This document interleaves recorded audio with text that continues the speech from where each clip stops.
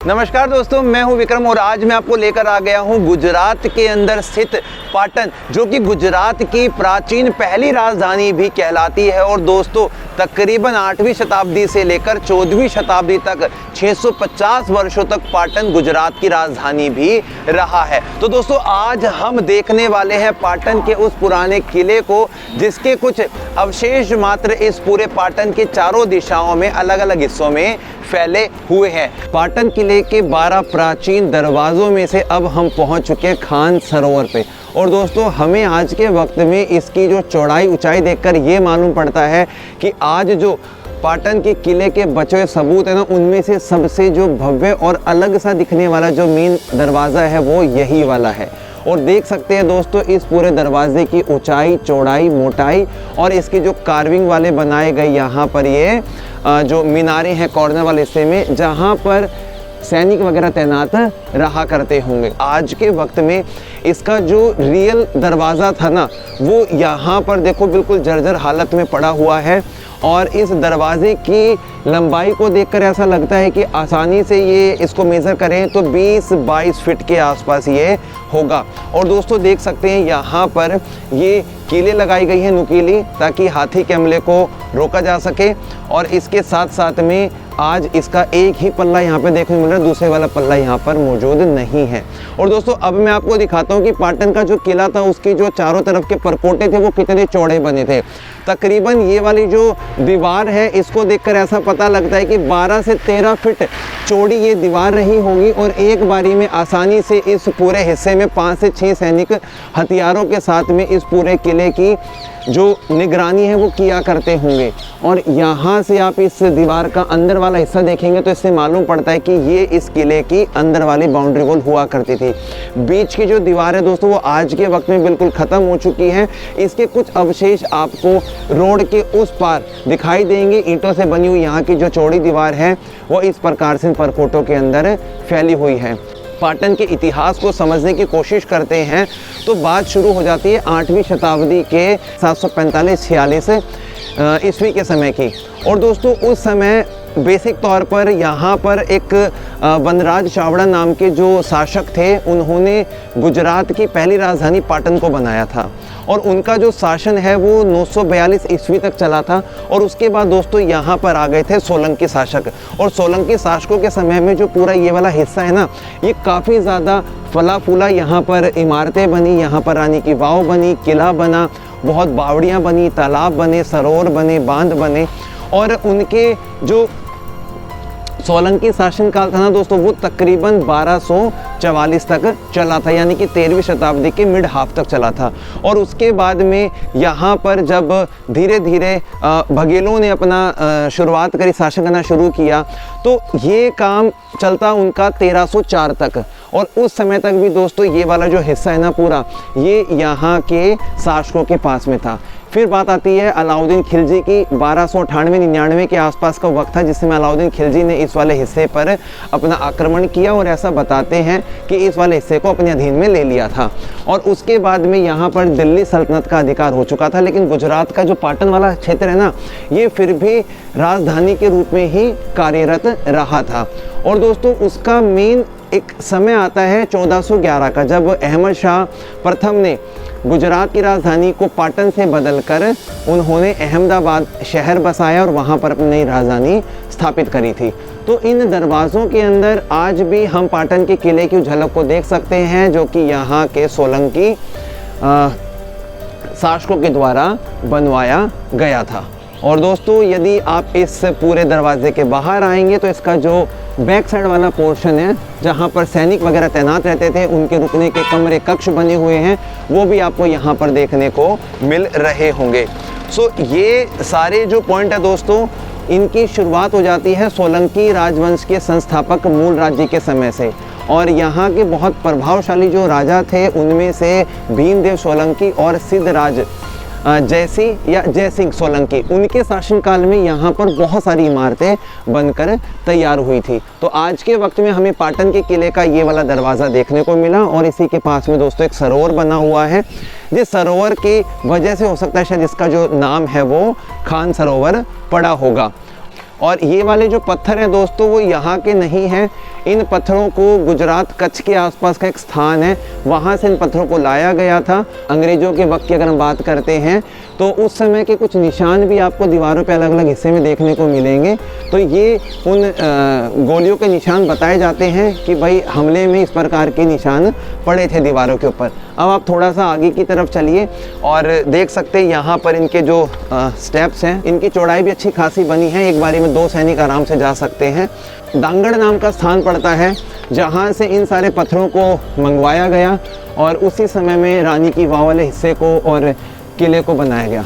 तो इसको आप देखेंगे तो देखकर तो ऐसा लगता है दोस्तों कि वक्त के समय पर यहाँ पर तोप वगैरह रखने के लिए भी इन बुर्जों का इस्तेमाल किया जाता होगा, लेकिन तोप बेसिक तौर पर इस्तेमाल की जाने लगी थी 1526 के बाद में, यानी कि बाबर और इब्राहिम लोदी के युद्ध के बाद में। अदरवाइज़ यहाँ पर उनके सैनिक तीर धनुष कमान लेके तैनात रहते होंगे। काफ़ी सारे मोर्चे बने हुए हैं। इस वाले हिस्से से हम ना इस दरवाजे के ऊपर वाले पोर्शन को देख पा रहे हैं, सैनिकों के रुकने की चौकी को देख पा रहे हैं, कमरों को देख पा रहे हैं, पुरानी शैतिय लकड़ियों को, बीम को देख पा रहे हैं, टूटी हुई छत को देख पा रहे हैं और इन्हीं के अंदर उनके सैनिक रुकते थे। यहीं पर उनके टॉयलेट्स वगैरह बने हुए रहते थे। कितनी आसानी होती होगी इस हाईएस्ट पॉइंट से पूरे शहर को कैप्चर करने में। तो ये पूरा कब्रिस्तान है। यहाँ पे कुछ पुरानी इमारतें भी हैं, कुछ इमारतें जो हैं वो दरगाह में तब्दील हो गई हैं, कुछ यहाँ पे पीर बाबा आए थे उनकी दरगाह बनी हुई है। पाटन के किले का ऐसा कौन सा सबूत है जो आज अलग अलग हिस्सों में बिखरा हुआ है? गुजरात के पाटन में रानी की वाव और यहाँ पर बने हुए सहस्त्रलिंग सरोवर को देखने के बाद में दोस्तों पास में ही हम लोगों ने देखा 12वीं शताब्दी के समय में बलिदान देने वाले वीर मायादेव के उस स्थल को।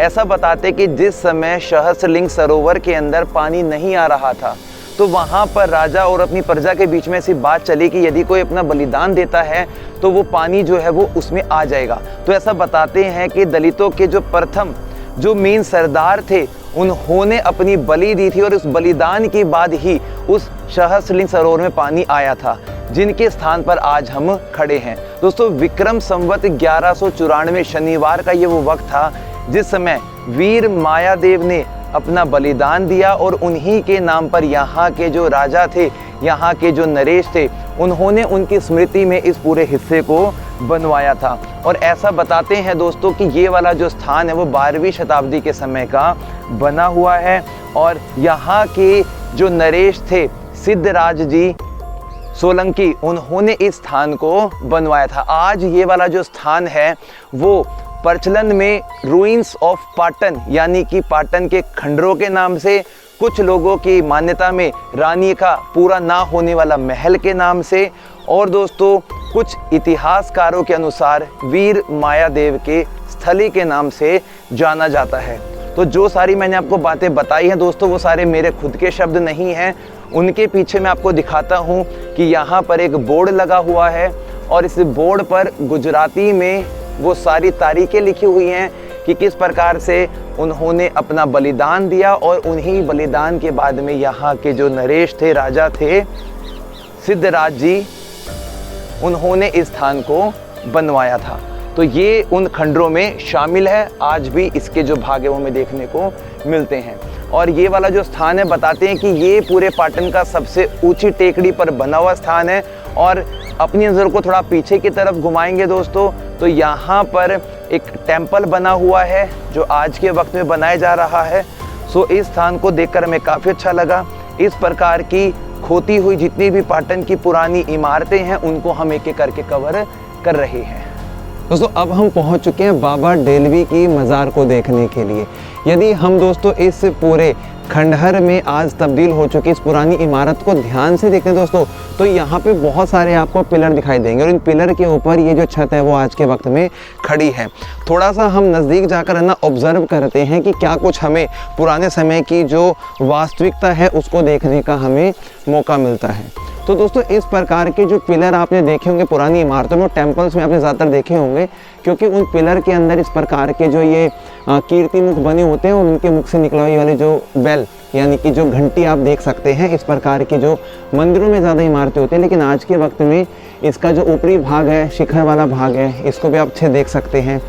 तो यहाँ पर आज के वक्त में यदि हम देखते हैं ज़मीनी स्तर पे तो हमें यहाँ पे 3 अलग अलग मज़ार दिखाई दे रही हैं। इन्हें बाबा डेलवी की मज़ार के नाम से जाना जाता है और अधिकांश जो भाग है यहाँ का वो खंडर हो चुका है। थोड़ा सा आप इसका एक बार वॉक अराउंड लेंगे तो आप आसपास के हिस्से को देख सकते हैं, समझ सकते हैं। और किसी भी वक्त इसकी जो ऊपरी छत है इन पिलर के गिरने के बाद में गिर सकती है। तो ये पूरा हिस्सा जो है ये मतलब ऐसा समझ सकते हैं कि कब्रिस्तान के रूप में ही इस्तेमाल में आ रहा है। तो यहाँ से हम साइड का एक बार व्यू भी कैप्चर कर लेते हैं। तो इनको देखकर ना ऐसा भी लगता है कि इन पिलर को बाद में ना जचाया भी गया है। तो ये है यहाँ पर पाटन के अंदर स्थित एक पुरानी इमारत भी। इसे बोला जाता है फाटीपाल गेट। और इस प्रकार के पूरे पाटन के अंदर पहले 12 दरवाजे हुआ करते थे और वो 12 दरवाजे अलग अलग नामों से जाने जाते थे। तो यहाँ वाले हिस्से से जो पानी वगैरह है वो बाहर की तरफ आया करता था और इसीलिए इसका जो नाम है वो फाटीपाल दरवाज़ा रखा गया है। ये बाहर का पाटन वाला हिस्सा है जो बाद में बसा हुआ है और जो यहाँ का पुराना पाटन है वो अंदर की तरफ है। तो दोस्तों इस दरवाजे की खासियत में आपको 3-4 चीज़ें मैं बताता हूँ। सबसे पहले इसके कॉर्नर पॉइंट पे बनी हुई यहाँ पर भैरव देव की आप ये बहुत सुंदर एक प्रतिमा देख सकते हैं जिसमें उनके हाथ में नरकंकाल भी है और नीचे उनका जो श्वान यानी कि जो कुत्ता है वो आपको यहाँ पे देखने को मिलेगा।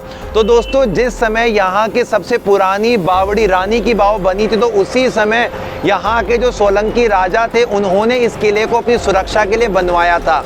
इस कॉर्नर पॉइंट पे उस समय की कुछ पुरानी जो ईंटें होती हैं वो दिखाई दे रही हैं। ऊपर की जो छत है बिल्कुल ख़राब हो चुकी है और नीचे की तरफ देख सकते हैं बड़े बड़े पत्थरों का इस्तेमाल किया गया है। पहले के वक्त में यहाँ पर बहुत बड़ा दरवाज़ा लगा रहता होगा, उसके जो निशान है वो आपको दीवारों पर आज भी देखने को मिल रहे हैं। जो मेन इसका दरवाज़ा है वो यहाँ से लकड़ी का दरवाज़ा या लोहे का दरवाज़ा वो यहाँ पे आज नहीं है।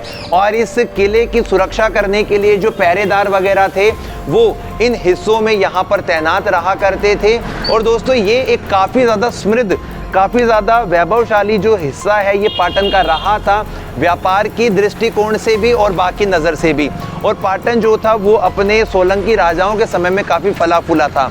तो इस प्रकार के दरवाजे के पिछले भाग में आप देखेंगे तो यहाँ पर एक चक्कर बना रखा है। शायद हो सकता है कि ये जो चक्कर है ये यहाँ की राजधानी का एक राज्य सिंबल होगा जिसको दोनों तरफ दिखाने की कोशिश भी की गई है और ये इसका पूरा एक बैक पोर्शन आप देख सकते हैं।